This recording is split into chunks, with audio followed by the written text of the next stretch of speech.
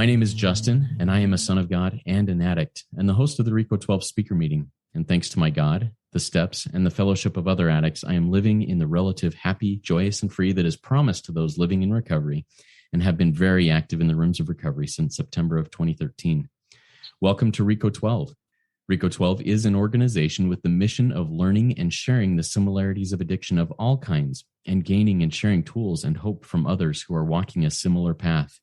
We come together from all places, faiths, and backgrounds to gain tools and hope from others who are walking a similar path.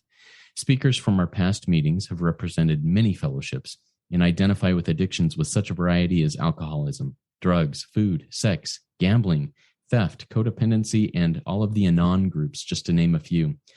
We invite recovering addicts with at least 1 year sobriety and who are actively working their recovery in their respective fellowships to share their experience, strength, and hope on a live Zoom webinar each Friday at noon Central Time for 20 to 25 minutes. Then we, the live audience, get the opportunity to ask questions of the speaker for another 20 to 25 minutes. If you are hearing this meeting in recorded podcast form and would like to participate as a live audience member in the future, please go to www.reco12.com. That's RECO12.com to learn more and to submit your email address there to receive weekly invitations. By the way, in a couple of weeks, we had a speaker that had to back out and reschedule. So I have an opening for a guest speaker on the last Friday of June. I can't remember the date. So if you're interested, please send me an email at reco12pod@gmail.com. That's RECO12pod@gmail.com, and we can talk about that. All right, RECO12 is a self-supporting service, and we appreciate your help in keeping us working our 12th step in this manner. We greatly accept contributions, and I'll put the link in the chat of the live meeting and also in the show notes of the podcast if you would like to contribute.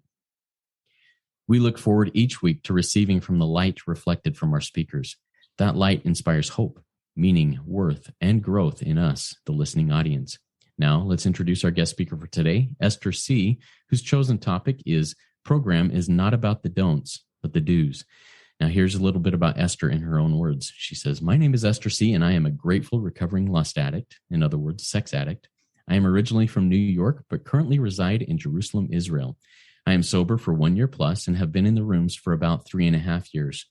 For me, it was not an easy route to recovery, but it is the closest thing I have got to having a home. Watching the promises come to life on a day-to-day basis has been such a blessing, and I can't wait to see what else is in store." Take it away, Esther. The floor is yours. Thank you. Hi, my name is Esther, and I'm a grateful recovering lust addict. It's really cool to be here and to reach so many people. I think it's amazing. So thank you for having me on here. So I figured I would start with a just quick introduction to me and you know where I come from. So I grew up very religious in a Jewish religious home. To think that like as a child, I always felt like, well, when you grow up with religion, life is like amazing, right? But it really wasn't. In theory, it's nice. And people who do it right, good on them. But I was very much raised in a home where I'm grateful for the aspect of religion, because I think if religion and semi-morals weren't there, how much worse my life would be. So I'm grateful that the groundwork was there. But my parents' marriage was nothing to shout home about. And they specifically, you know how the joke is like when someone says, "Oh, you were unexpected. The child, like they feel unwanted, right? Because they weren't planned." I was planned, and it's a lot worse in case you're wondering. I'm child number 6, and my parents were like, "Well, maybe if we have another child, it'll bring peace between us because, every time we have a kid, we have moments of peace." And I'm like, great, so let's throw another child into the mix. So that was my parents' situation. There was jail involved, courts, fighting, abuse. It's funny because as a sex addict, I always thought, okay, well, sex had to come from somewhere, right? I mean, there was lots of different types of abuse, but sex abuse was actually not in the picture. It was always something that intrigued me. And later on, I worked it through. In the beginning, my addiction didn't come across as an actual sexual addiction. It came across a lot of loneliness, needing somebody, wanting a family.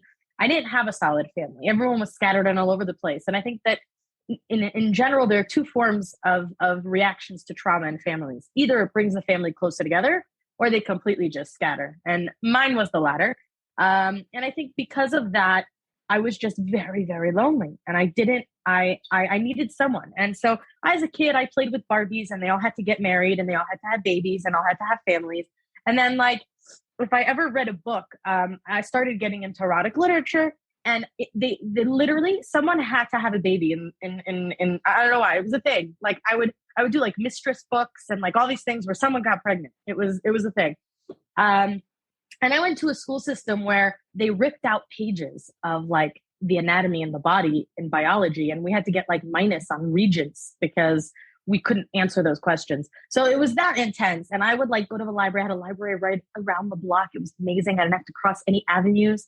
And my parents, if they ever asked, I was by the library. Mind you, I was sitting and reading erotic literature at the library. But you know, when you tell a parent you're by the library, it sounds great. So I spent a lot of time with erotic literature. Ironically, I've actually never really watched porn. I think I remember one time when I was like 14, vaguely like watching it and getting grossed out and just being like, no.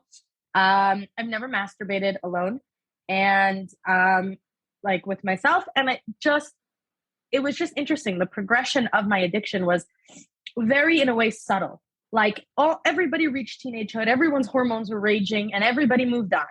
And mine just got worse instead of moving on. I was obsessed with boys. I used to have a picture of this guy in my wallet. We weren't even dating, and I carried it around like everywhere. It was someone I knew, but and I almost got kicked out of school for it. And again, like it seems like subtle and small, but each little thing completely took over my life. Everything changed when I turned 20, and I actually I had sex for the first time. It was like God gave me a miracle. There were in addict terms, but it was like once I got a piece of it, I was done. I was screwed. And I was sitting there living a complete double life because I was completely religious on the outside. You know, we have morning rituals that we do. We wash our hands and all these things. And I would do that. I'd have sex at night, sleep with my boyfriend, and then wake up and do the whole ritual and do my prayers as if everything was normal and fine. And I knew I had a problem because it was literally taking over everything of my life. I wasn't working. I would sneak him into my work and we would have sex at work. Like the situations were crazy. And like, I kept breaking up with him. And like, it could be like 6 months, even 7 months where I didn't talk to him and I didn't have sex. And the minute like something was wrong and I reached out, it was sex that night. And it was like, and he was very much an S and I'm. Literally, I would tell him, I'd be like, you know, I'm using you, right? And he'd be like, as long as I get to spend time with you. And I'm like, okay. And obviously I lost complete respect for him, but I used him and he was there to use. So it was nice and not nice all at the same time. And I didn't realize how crazy I was. Like there was a point where I was like counting and I was like, oh my God, it's been 3 months without sex. And my friend's like, don't you think that's a problem that you're counting down how long you haven't had sex in? And I'm like, no, why? I'm proud of myself. Like that was, I didn't realize I had a problem. I knew I couldn't stop, but I didn't realize it was anything serious. I even to the extent, this is like a proof of some of my insanity, was I had a therapist. And at some point we decided not to work together anymore because she felt that I was using her as an excuse to keep doing my behaviors. And then like a year later, I wasn't with my ex anymore. And I was like, okay, great. I want to come back to therapy. I really have things I want to work on. She's like, great. But we have to make a contract that if you go back to your ex, it's over. Which, by the way, don't ever go to a therapist that makes a contract, just a side point. So I was feeling very unsafe, but I did it because I wanted therapy. Okay, this is the right thing to do. And before she left on vacation in the summer, she takes a vacation. Before she left, I was like, listen, I'm not feeling so safe with the contract. She goes, great, we'll talk about when we come back. I'm like, okay. And of course, I got back together with him while she was on vacation and came back and got kicked out of therapy, which was really traumatic because I already have abandonment issues. My mom didn't talk to me for 5 years and like all these things. So it just added. So I had all these issues. How I got into program was finally I was in a relationship. My ex, he's like the one main ex. I was on and off with him for 5 years. So he finally was leaving the country. But at that point, I was only together with him. I was trying to convince him to leave the country because I didn't see another way of me not talking to him and not having sex with him, which by the way is insanity in itself. So I convinced him to move to America. I was like, no, you need to go to America. You don't like it here anyways. And I convinced him to move. And I promised him that if he booked a ticket to America, I would stay together with him until he left. And during the last few months, obviously I wasn't emotionally in the relationship. So instead I got emotionally involved in a different kind of relationship. And we would talk about things. And it was actually a guy from my childhood that I grew up with. He was 16 years my senior.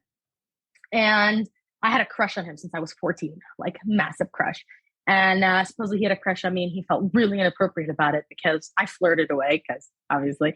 And anyway, so we started getting into like an emotional relationship. And when he found out that I had sex the week before, all of a sudden he disappeared. And I was like, oh, okay.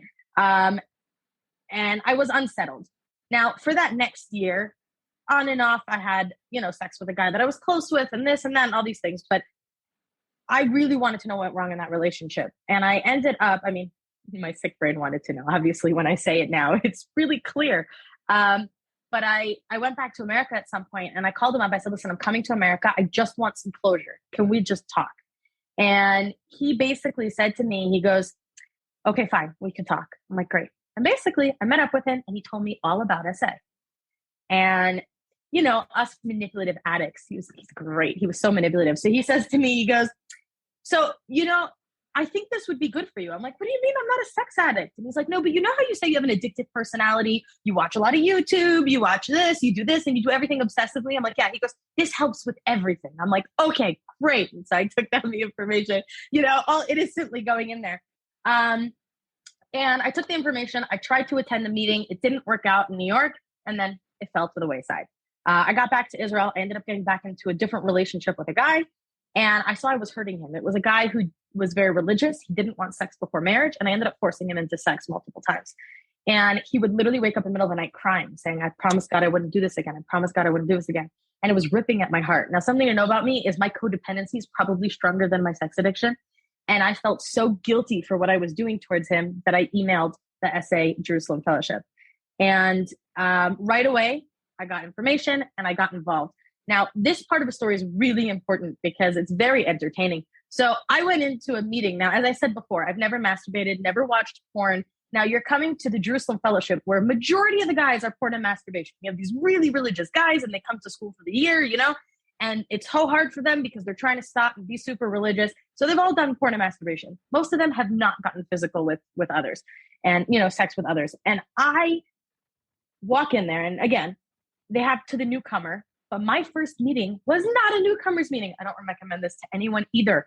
I went in, someone said, you have to get to a meeting right away. That's what you have to do. And I'm like, okay, I'll come. It was someone's first year share. Now this person has been to jail for molesting and all these things and no judgment, but come as a newcomer who literally only had sex within relationships. And I walk in there and I'm freaked out. I'm sitting there going, I'm not a sex addict. What am I doing here? And obviously I can't leave in the middle. So I'm just like sitting there and freaking out. And the person who led the meeting said the most beautiful thing in the world, which I share at every newcomer's meeting because I think it's so important, is he gets up and he goes, listen, this is a very extreme story in SA. There are, different extremes. And he said, I just want you to know if anyone feels I would never do that, it's not I never did it, it's I haven't done it yet. And that freaked me out because as a religious girl, I never had access to 14-year-old boys. Who knows where I could have gone and what would have happened if I had access to 14-year-old boys. I happen to like younger guys. My MO, I'm 30 years old and I go for the 18-year-olds. What happens if they're 15 or 16? And all of a sudden it's illegal and I could be arrested for that. And literally this was just churning in my mind. And once that sentence was said and my mind started running, I was like, I'm home. This is my place. And now I feel like when people come into program, I don't know other programs, but I noticed a lot in SA, there are two personalities. You either have the person who talks about everything they do and are super open about it and tells everybody about everything, or you have the person who did everything in private and nobody knows a single thing about what they're doing and it's all in secret and hidden. So obviously I'm the first. You can tell just by me talking. And where it says to the newcomer, it says, caution, do not tell, right? I was the person who shouted it from the rooftops. I was like, oh my God, I joined this amazing program. Now, the thing that I had an issue with in the beginning, I did not work the steps. I did not get a temporary sponsor. I came to meetings. I loved connecting with people and I loved hearing that there are people who have the same issues as me. And that's a beautiful concept. It is. And fellowship is amazing. And I'm going to talk more about that in a little bit. Just also trying to keep track of time. But I'm going to talk about that more in a little bit. But to me, it was a problem, because throwing yourself in there in the beginning is really important. And the thing that I struggled with the most in the beginning is I kept going to meetings and I felt like everyone was really depressed. It was like, well, I can't have sex and I can't do this. I can't watch movies and I can't lust on the streets and I can't have sex and I can't watch porn and I can't flirt with whatever, you know?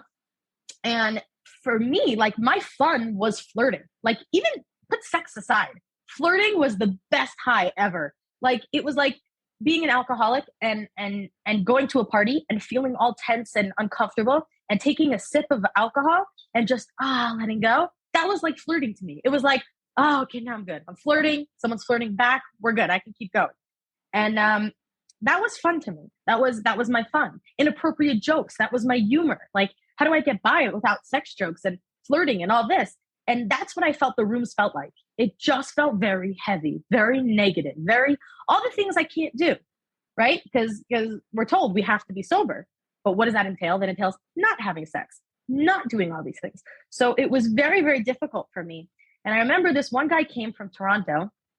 I don't remember his name, but he did make an impression. So that's a start.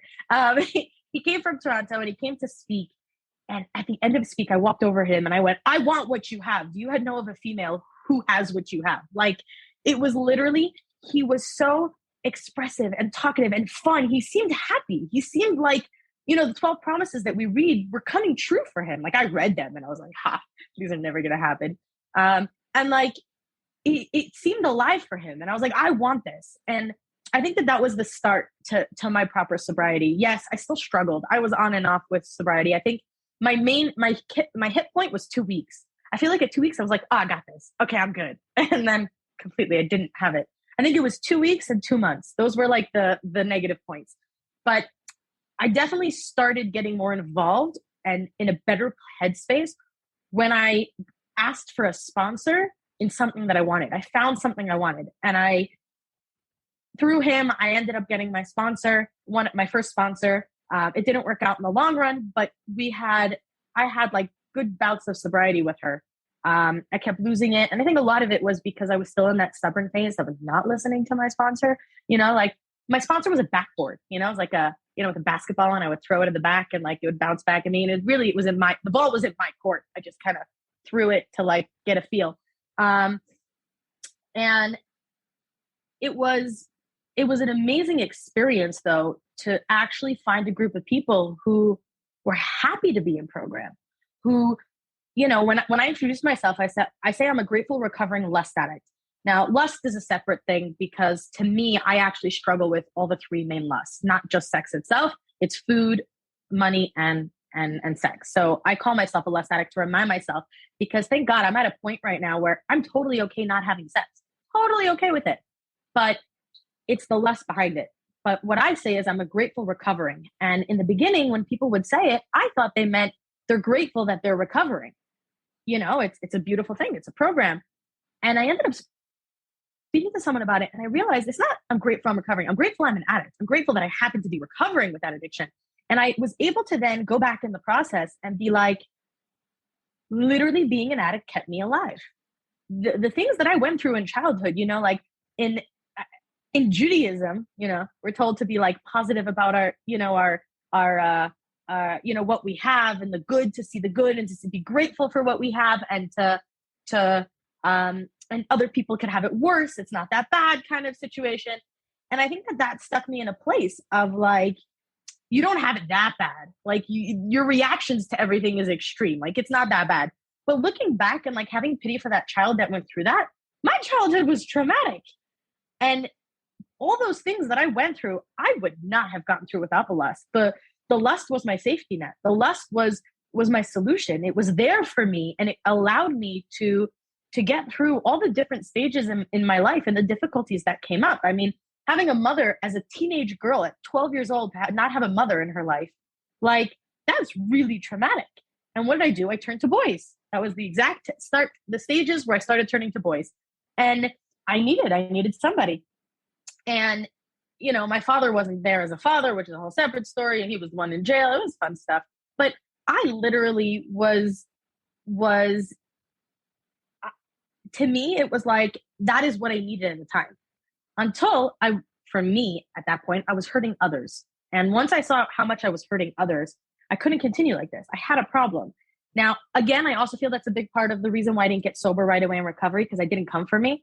I came because I was hurting somebody else. And until I actually got into the problem, I got a lot worse in the beginning. I went through relationships. I ended up getting into a relationship with a married guy, which was like a never for me. Like that was like a real bottom line for me. And then I had like a one night stand, which was like a real bottom line for me.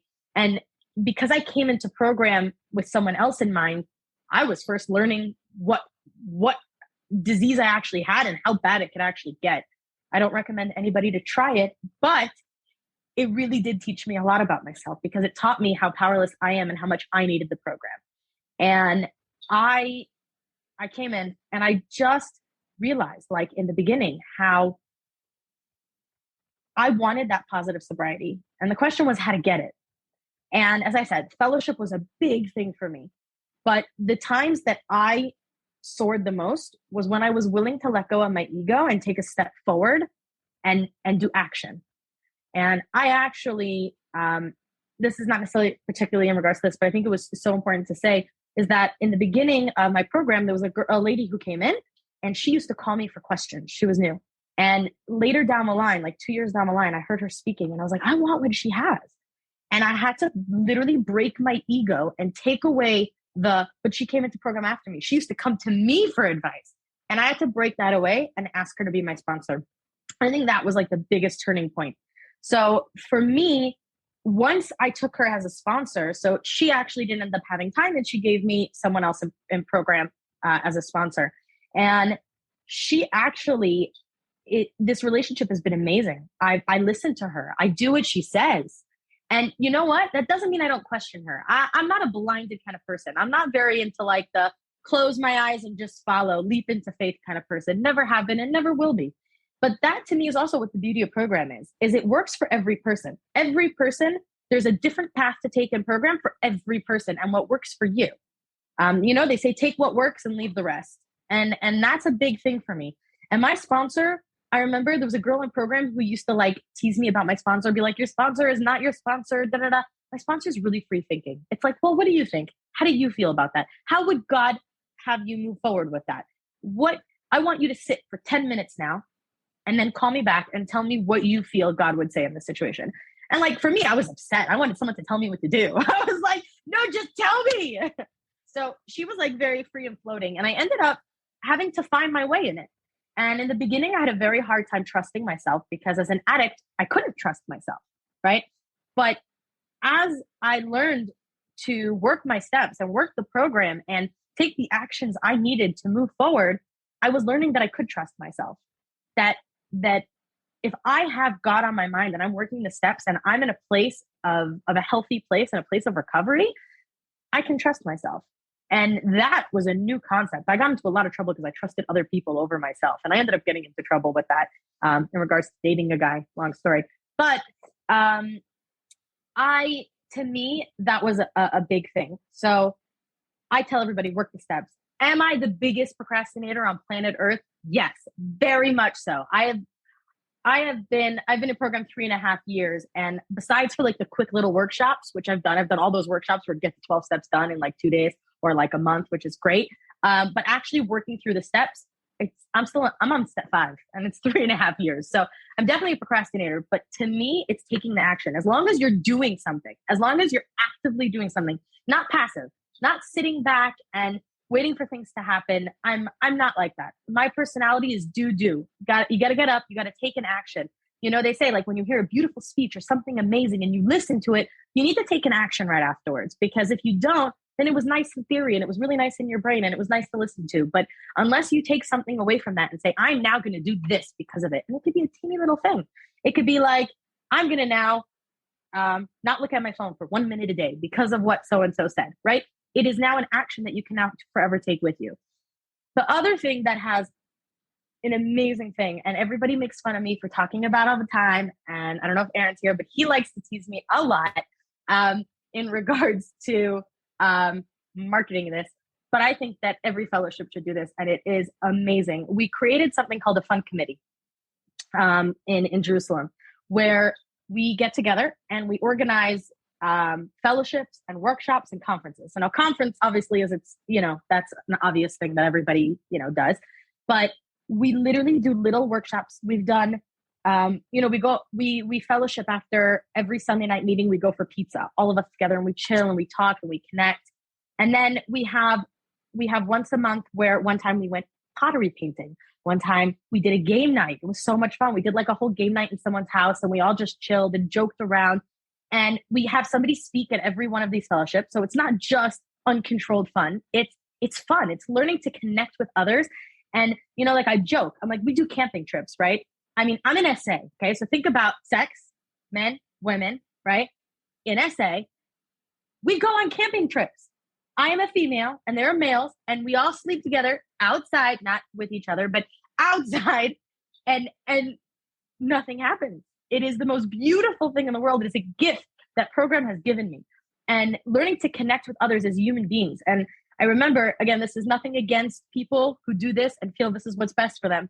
But I remember somebody came over to me once and they were like, you go mixed hikings and you go mixed activities and like, what do you feel about all women's meetings? And I'm like, I am completely against. And I said, as someone in SA, one of my biggest struggles is objectifying somebody, especially growing up in the religious communities where you're not allowed to talk to men. You're not allowed to touch men. Men are like these things behind a veil, behind a curtain that you can't talk to. And then you're supposed to marry them when you turn 20 somehow. But it's literally, they're an object. So if I'm segregating myself into a female meeting, I'm continuing the behaviors that I've been doing my whole life of objectifying men and saying, you're an object, I cannot sit in the same room as you. But when I sit in a meeting with them, I learn who they are as people. I get to hear their struggles and their pain and see how they're just like me. And I go to hiking trips with men. I do karaoke night with men. And obviously some of them don't attend because religious things with, religious men won't hear religious women singing, and it's a whole thing. And that's their choice. For me, program and connection is the most important thing. And I love it. Service is, I can't explain to you how important service is. I mean, they say service keeps you sober. I don't believe that's fully true, but I think service keeps you connected. The reason why I don't feel that's fully true is that service keeps you sober is because I've been a secretary to a meeting, lost my sobriety after 7 months, and had to lose the position. And it is a blow to my ego, really is. But it's not about that. It keeps me connected. I do service. I run a meeting. I'm able to stay focused, especially for someone who's ADD, by the way. I recommend you all lead meetings because you have to the entire time focus on how much time you have to share, who you're calling on. You don't have time for your mind to float in random places. So it actually keeps me in check. But it's also, I being part of the fund committee, organizing it all, right? I'm connecting with people. I'm bringing people into the fold. I'm when I do a workshop, I love it. I love getting information, and I'm the perfect person on these committees because I'm the ADHD advocate on all these committees. Like you have a conference where everyone just sits at a table and talks, and I'm like, the person who has ADD, we cannot sit for more than 10 minutes. Like you guys are all just sitting there talking for an hour, and like I can't do that. So let's figure something out. So I put like workshops in where we fill in charts and games and meditations and all these kind of things where like I can actually enjoy it and help others to enjoy. And I know that from the feedback that I get, how much people appreciate that. And like I had someone, I couldn't go for this, I said Sunday nights we go to this pizza shop and we all chill after the meeting. And 2 Sundays in a row I couldn't go. I had events and I didn't go. And someone was like, you were you were such a part of it that it was so missed that like it felt like we were missing part of the meeting, like a leg from our body. And I was like, I love that. I love that I can connect to people and have a relationship with people at this point that is truly genuine. There is no sex involved. There is no inappropriate joking. There is no flirting. There is literally nothing. And it's like, wow, that I can connect to another human being and have a relationship with another human being outside of, of all this. And like, for me, it was the most beautiful thing in the world. And I am just really, really grateful for everything that the program has given me and everything that the fellowship has given me. And thank you for having me on here.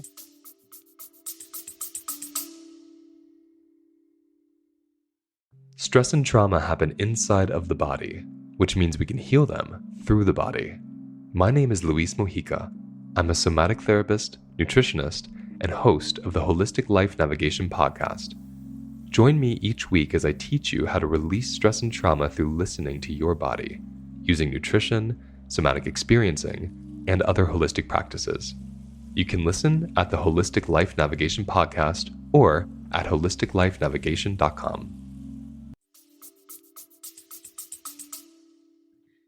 Thank you so much, Esther. I love your energy. I love the spirit that you bring into your recovery and into your share. Just great stuff. Kept me, ADD. I was focused. I was like, woohoo, this is good stuff. Thank you so much. And thank you for sharing so much about SA and your fellowship and how it helps you. A reminder to our live audience, we've gotten several questions already. But if you have questions for Esther, please type them in the Q&A link at the bottom of the Zoom window. Looks like 2 speech bubbles over the top of each other, and we'll get to as many of those as we can. I've also written several questions in case we run out of questions from our audience, but they're coming in. So anyways, we will start off with a question that came in even before you started speaking, and I think this is a good one. This is from Scott H. He says, how do you detach from a partner, one who you've been enmeshed with for so long? And then the next part, how and what would you consider a relapse in SA? Okay, so the first part, anon. Just go to any anons. Go to ACA, S-anon, CODA, anything that involves codependency and enmeshment. It happens to be there is a program called SLAA, which I love the concept of it. Personally, I stuck with SA because it was more structured. But SLAA is Sex and Love Addicts Anonymous, and it deals a lot with enmeshment. To be honest, it is very hard for me to explain what to do because my sponsor and I just focused a lot on boundaries throughout. A lot of my relationships I couldn't end sexually. Like a lot of the relationships I ended up in sexually was because of my codependency. I couldn't get out of them. I got into them because of my addict, and then I was disgusted them and repulsed by them because that's what happens when I use my drug. I then have resentment towards them because I used them. And I didn't know how to get away from it. I couldn't break away until I got to that point of like real anger and disgust. And it came from a terrible place. And I would break up with them in these angry bouts when really it could have ended nicely because this is just not going to work. And my sponsor and I worked a lot on boundaries. My recommendations, as I said, S-anon, ACA, CODA, any of those kind of things that deal with relationships and your codependency and enmeshment within relationships, as well as therapy. Therapy was a massive thing for me. It happens to be, I think SA helped me more than my therapy did, but I think therapy got down to the core of the emotional aspects of what was going on. And then I was able to take the steps forward once I had the knowledge of what was actually going on. Really help to work on my self-esteem, really a lot. My shame inventory, I mention this also all the time. Not everybody does a shame inventory. I think everybody should do a shame inventory. You can Google it.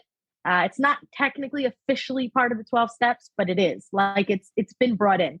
It's a chart, just like you do a resentment chart or a fear chart, you do a shame inventory. And that shows you, the guilt that you feel and all these feelings that you feel, where it's coming from and what you should do instead. So that is that. The second part is, what was the second part of the question in regards to SA? Yeah, it was how would you define what would you define as a relapse in SA? So that's a tough question. I actually wrote an article on it. There are 2 parts of sobriety. You have no sex with self and others, and then there's progressive victory over lust. I have always struggled with that one, and I think that's really hard because there's no definition. There's literally no definition because, you could be great and then watch porn and then be like, well, I watched porn. It's not progressive. It's not going upwards. I'm done. But that's not life. Life is a heartbeat. Life goes up and down and up and down and up and down. And to me, I say like what your trajectory needs to look like when you look at it is heartbeats going up a mountain, right? It's the heartbeats, but not straight. You want to see that you're getting up there. And my sponsor was always on top of me about this. Every time I'd be like, yeah, but I'm struggling so hard. Da, da, da. And she's like, but would you have done that 3 years ago? Would you have done this? Would you? And she would go back and be like, progressive victory over lust means looking back and seeing a progression. And there's a concept of slips and there's a concept of actually acting out and losing sobriety. And there are people who put, personally, again, this is not something I believe in, who put additional things onto their sobriety definition. SA does not have that. People do that on their own and that's their choice. I think that that's a very big letdown because there is a disappointment in losing sobriety, whether we want to admit it or not. Yes, program is a day-to-day and it's not about, the sobriety number. It's about the day-to-day, but ultimately the sobriety number does affect us. And I think that by losing your sobriety, by having a slip and by putting things in there that don't need to be there, it gets sticky in my opinion. But which is why I stuck with SA, because I like the solid definition of this is what it is. So progressive victory over lust to me is everybody has their negative places. That's life. But even while you're in the negative place, if you can look back and see that this negative place is higher than your other negative places, that to me is a progressive victory over lust. How to define losing sobriety with progressive victory over lust? I do not have that answer.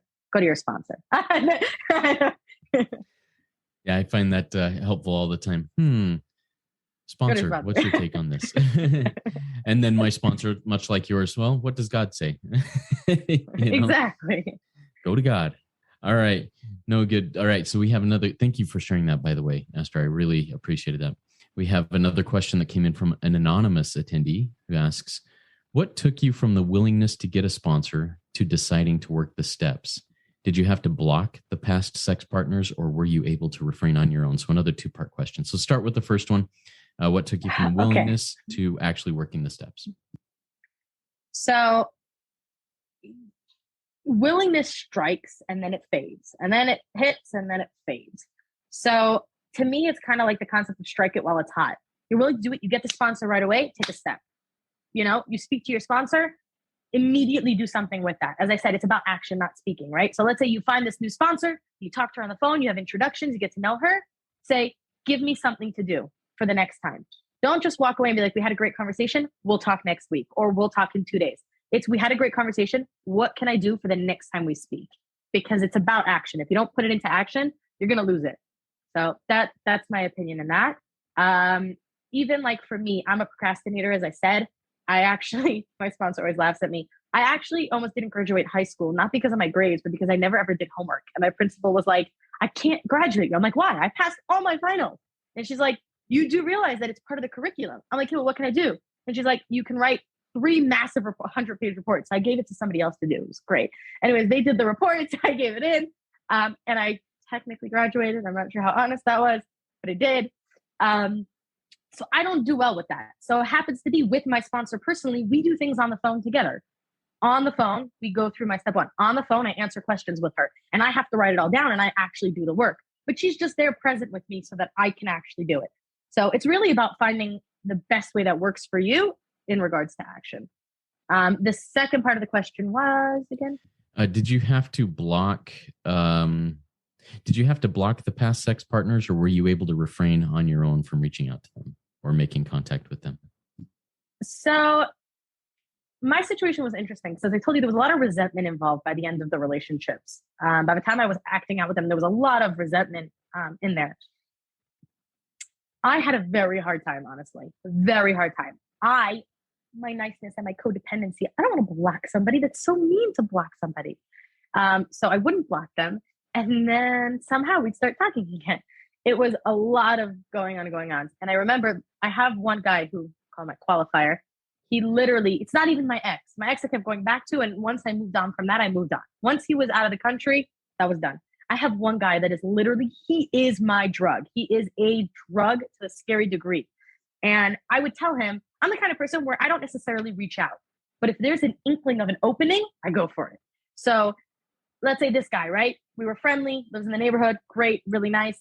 And the two of us are fireworks together, like explosion from the second we met. I'm pretty sure he's SA also, but he tried it and said it was a cult and walked away. But that's his choice. But it was insane, our relationship. And finally I was like, hey, don't message me. He's like, hey, fine, I won't message. He's like, I don't need to be friends with you. I don't need to talk to you. One of those, guys, like, I don't need you. I'm fine without you. I'm like, okay, fine without me. And I wouldn't message him. And then he would send me a message like, oh, I saw a job that you may be interested in. And he would send it to me. And then a whole relationship would start all over again. And I was like, I told you not to message me. He goes, what do you mean? It was just an innocent message. And like, that shows how much of he's my addiction. I can't take a little hit and then I'm good. I can't. He sends a message, I'm gone. It's all in. all back with the emotional stuff and the messaging every day and talking about appropriate things, like all back in. So I also wrote an article about this fun stuff. So this was actually really, really important to me. My sponsor said a line to me that everybody needs to process. I used to tell her whenever she would say, block him. Okay. This guy I was crazy close with. And she's like, block him. And I'm like, I can't do it. I can't do it. Finally, at some point, she's like, I've had it with your can'ts. It's not you can't, you won't. And I just stopped for a second. And I was like, the minute you turn something into I won't from I can't, it's all of a sudden in your control to a certain extent. So I can't. I'm out of control. I can't do it. I won't. I'm choosing not to. So the next time the situation came around and he was talking to me, I'm like, oh, I can't block him. I'm like, no, I won't block him. You know what? I will. And boom, I did it like on the spot. And it was, for me, again, I'm very action on the spot. If I don't do it right now, it could be like, oh, that's a good idea. I'll block him. No, it needs to be done in the second, in the moment. And I can, but I won't is one of the biggest slogans now in my life. I can, but I won't. So yes, block everybody. I don't block everybody, but I block the people that I need to block. And I was able to tell that I wasn't in the greatest spot a couple weeks ago, 2 weeks ago, where I saw my block contacts and I went in and I was like, I can unblock him. We haven't been messaging for that long. I'm like, oh, call my sponsor. And I quickly went and I called her. I was thinking about blocking him. So yes, I recommend to block people. If it's something that's not in your way, then good for you. I have a bunch of people that I've acted out with in the past that aren't in my way and I don't block them. It's the people who take a toll on my recovery and are in my way to live the happier life that I want. Awesome. Thank you so much, Esther. I appreciate that sharing those experiences and that wisdom gained through experience. All right. Reminder to our live audience, if you have questions, type them in the Q&A at the bottom of your Zoom window, and we'll get to those. All right. Next question came in from Hillary H. Hillary says, when do you see these promises begin to become true for you in your recovery? Oh, I have no clue. I could tell you a specific moment that it was clear. I think it was happening all along slowly, but I wasn't aware of it. I remember one time I was in therapy and I was like, yeah, these 12 promises are crazy. And I read it out and I was like, I paused and she goes, did you notice you had at least 4 of those? And I was like, I think I had like 6 or 7. And I was like reading them out and I thought I was going to prove how it's crazy. I could never have these promises. And then I read them through and I just was like, I think it's a conscious thing. I think that to some extent they come true at different points for everybody. And it fades, just like everything in life fades. There are ups and downs, and there are times where you don't necessarily feel the 12 promises as much. And there are times where you feel them more. And I think it's about conscious. And I think it's, the concept of gratitude and connecting and recognizing. So, when I hear them being read in a meeting, right, you have the optional choice at the end of the meeting or beginning of the meeting to read it. I stop a second and I listen and I'm like, okay. And it's amazing. Like, to me, one of the most beautiful promises in the world, it's not an exact promise, but to me, as I said, like for me, the flirting and the fun and the this and the that, my perceived version of fun. I remember there was a guy who was still actively in active addiction. And at some point he was messaging me something inappropriate. And I just responded 1-word responses. And he goes, you got so boring. I'm like, good. I was like, if this is what boring is, I'm like, my personality will never be boring. I'm not a boring person. But if to you boring means that I've lost the need to flirt and to this and to that, good on you. Like, good on me. Like, I am grateful for that. So I think a lot of it is just being in touch with it. And the more you read it and the more you connect with it, the more you actually see it step by step in at least for me, in my day-to-day life, step by step. And it's beautiful. And one of my favorite promises is not regret the past, nor was to shut the door on it. And that was like, I thought that was never going to come true. I'm like, what do you mean? I'm the most like guilt, shame filled person on planet Earth. And I did everything wrong. And I felt terrible about what I did. And I rethink everything I did 1,500 times. I'm the person that like lies in bed and remembers the thing I did 4 years ago and like have shame from that. Like that's literally, what keeps me up at night. And it's amazing how slowly, like, again, there are days where it comes back, but on a general day-to-day basis, I love my past. I mean, sometimes I do tell people I wish I was really naive. Sometimes the concept of naivety is just a beautiful thing. But I would never trade what I had in my past. I would never trade the instances, the situations I went through, the choices I made. And I'm going to mention this, even though someone else mentioned it.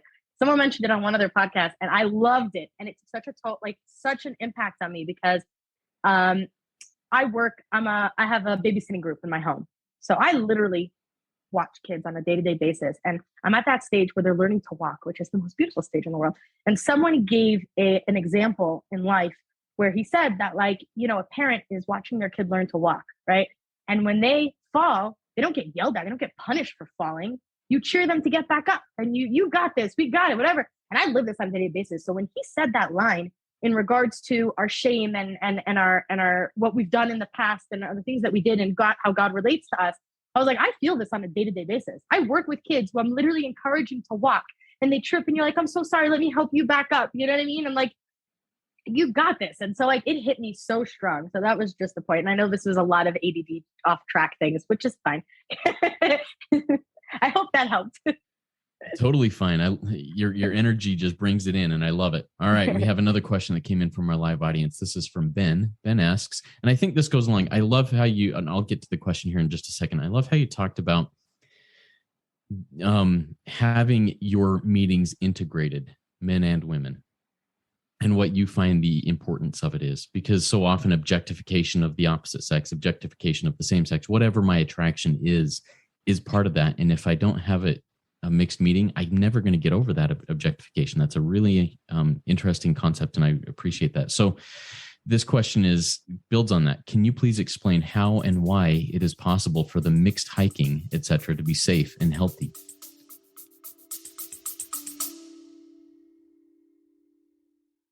A higher consumption of vegetables may cut your odds of developing depression by as much as 62%.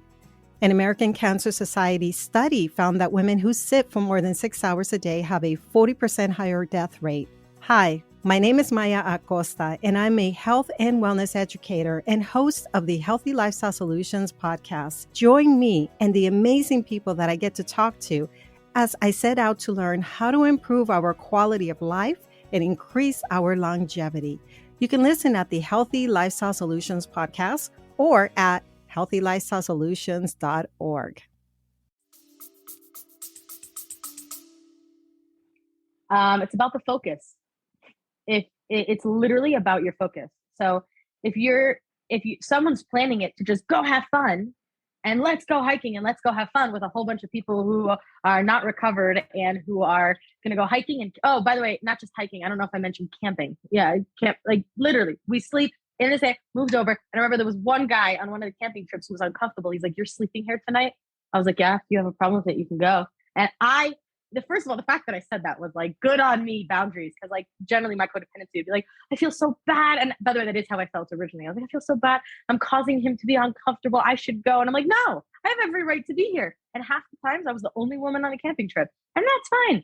But it's really about the setting of the tone. We have people who speak along the way. We have usually it's in Hebrew and in English. The hikes, usually when we do them together. So it's two different languages. So we have one Hebrew speaker and one English speaker. And we have people with a lot of sobriety coming along. The entire thing is organized as a sobriety hiking trip. So sobriety, it's about the focus. It's about what you're putting your attention on. It's not about having fun. It's about connecting in sobriety, enjoying sobriety. You know, there's this is like a Jewish thing and it's really hard to explain. I'm very into fun. I am. But in Judaism, it actually says there's no word fun in the Bible. There's enjoyment, there's connection, there's all these things. And the actual word fun itself, actually not in the Bible anywhere. And it's an important thing because, again, what your definition of fun is. To me, when I say fun, I mean something that's enjoyable and connecting and, having a relationship with someone and building with them. Fun in the past didn't mean that. Fun in the past was like crazy, wild, drinking, flirting fun. But it's not about fun. We're doing this to connect and to enjoy and to feel peace and to just love and to be present. And that's what it's about. So yes, we call it the Fun Committee, but we actually called it the Funky Committee. We changed it to Funky Committee, but it also just flows better. But but it's really just about the focus and what you go into it with. Love it. Thank you. Thank you for sharing that. a question for me here. You mentioned the pattern of relapse in your life, 2 weeks, 2 months, and other times. And many times it came up to this idea of, I got this. I've got this figured out. I'm now safe to use white book words or I guess big book words, changed into white book words, to lust like a gentleman or to lust like a lady. I'm now safe to do this. How do you now, when that voice comes in, how do you now deflect from that and move through that thought of, I got this? So I actually, there are three things that I do to connect with this. One is I actually have 3 pointers that are quick pointers. It's like step one in many, where like I carry around always with me, not necessarily in paper. If paper helps, you can do paper too. But I have in my mind 3 things that I can spit off really quickly, offhand, why I'm powerless. What proves I'm a sexaholic? That when I want to go into that phase of, am I really a sexaholic? Seems like I got this. I could do this. And it's like, remember when you had a crush on a guy and you slept and you were friends with him, but you slept with his roommate because you actually liked the guy. So you didn't want to have sex with him because you actually liked him. So you had sex with his roommate to get rid of the sexual tension. Remember that moment? Like that sexaholic, that moment where, I had a crazy situation and, when I first came into program, and at the time, my boyfriend, the one who I kept forcing to have sex, right? So with him, I literally, I was angry at something and I just like, I need sex. And I'm like, well, I can't have sex with him because he'd be hurt. So can I have sex with Maish? No, Maish is in America. Can I have sex with Hill? No, he's in America. Can I have sex with a candy shop guy? Really not comfortable. I'm like, wait, if I have sex with any of these people, it would also hurt my boyfriend. Like what? Because I'm not having sex with him. Like it just those little things that every time I think I got this, it's like, remember those moments. Remember when you thought you got it and you didn't. So that is a big, big thing for me. The other thing that's really big for me is always just remembering that when I think I've got this is, in a sense, reminding myself that no one and nothing is ever worth losing my sobriety over.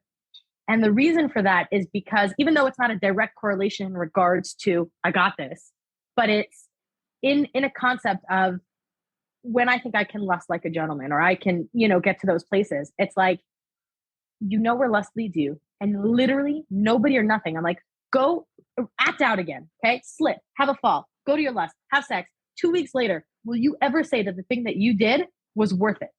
Ever. If there was ever a time, then go ahead, have fun. But there has never, ever been a time in my life where I go back and say that was worth it. I can say that was fun. I enjoyed it. Definitely wasn't worth it. And so that line to me is also very important, always in my head. And the other one is speaking it out. A big thing is talking things out. I always hated, I grew up hating that I talk so much. I talk a lot more than this, believe it or not. I've always talked and I hated it because I grew up in a system where women are supposed to be reserved and quiet and in the background. So I grew up hating the fact that I talk so much. And I remember one of the things I actually worked out in EMDR, if you don't know what that is, it's a processing therapy thingamabob.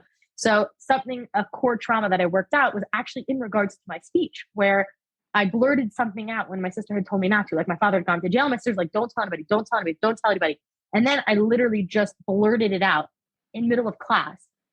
And part of the process was recognizing that you were a child, you were a kid, you were 7 years old. How the heck were you supposed to process that your father was taken to jail? Your way of processing is by speaking. And I realized that I didn't have such crazy anger issues. And I think it was because, I believe it was because I spoke things out.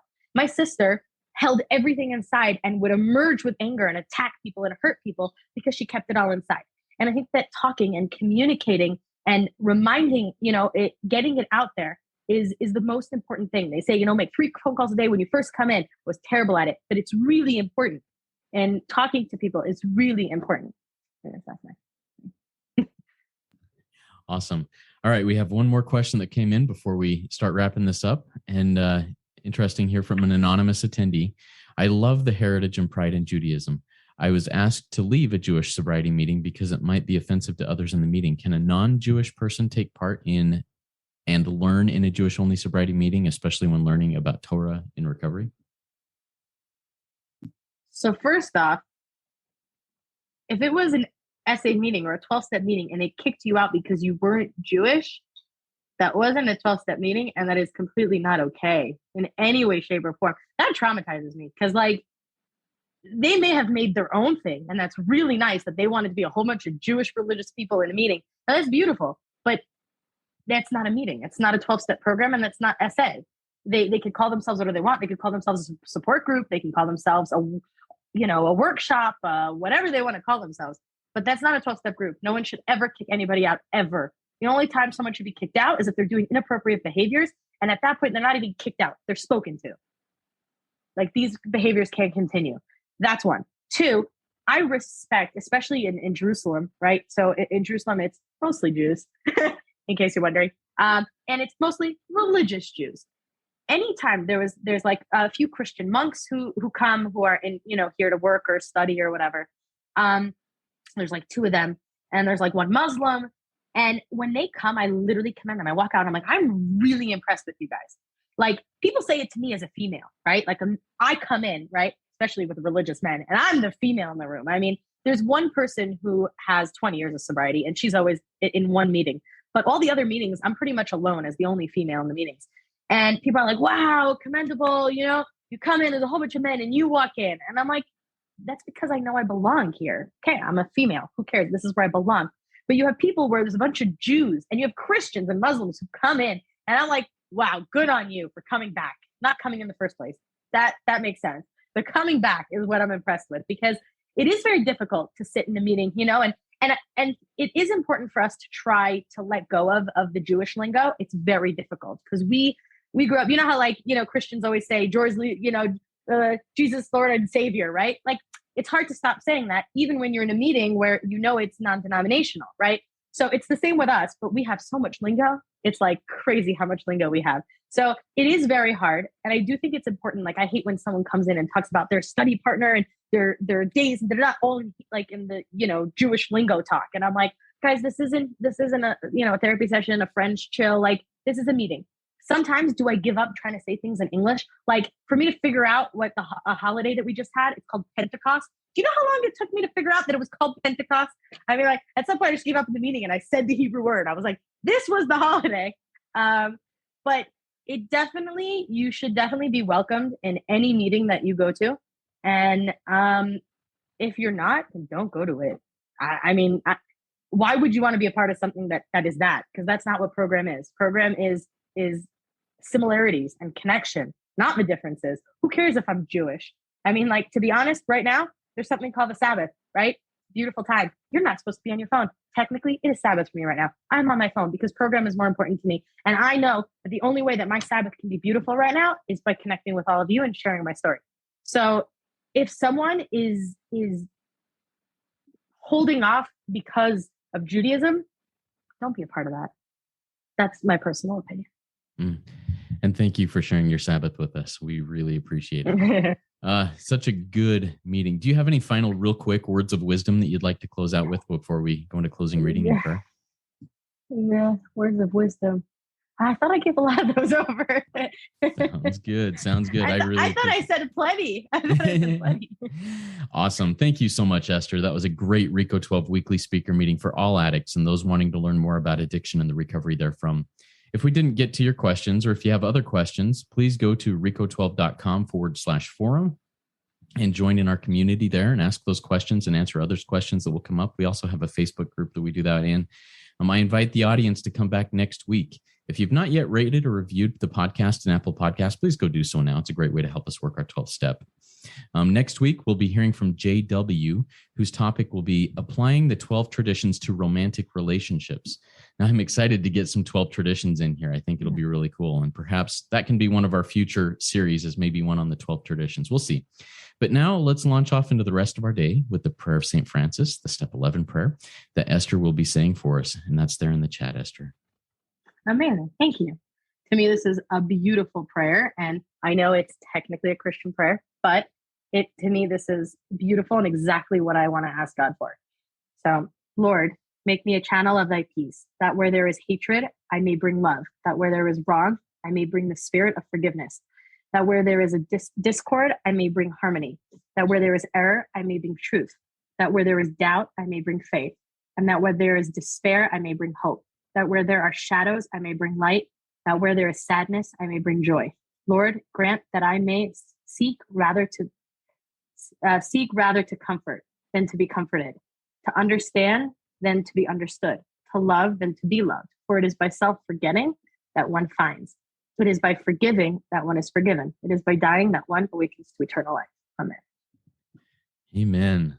Thank you so much, Esther. That was so good. All right. Keep coming back, everybody. Come trudge this happy road with me. Work it. You are worth it.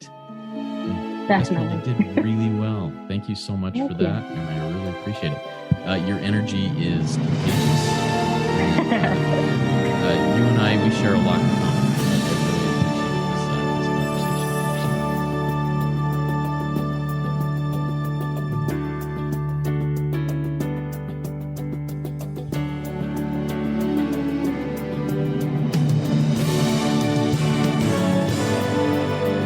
Standing still a moment, carving out this time, reflecting on the landscape of this life of mine.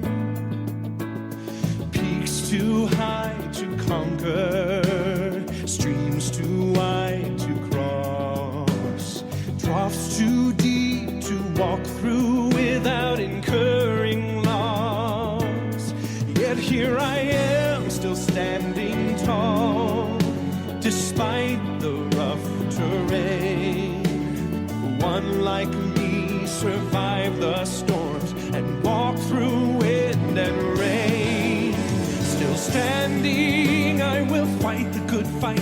Still searching for glimmers of light. Feet still on the ground.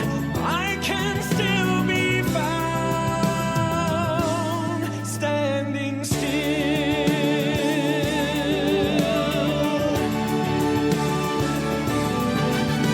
My wings are torn and tattered, but I know I still can fly.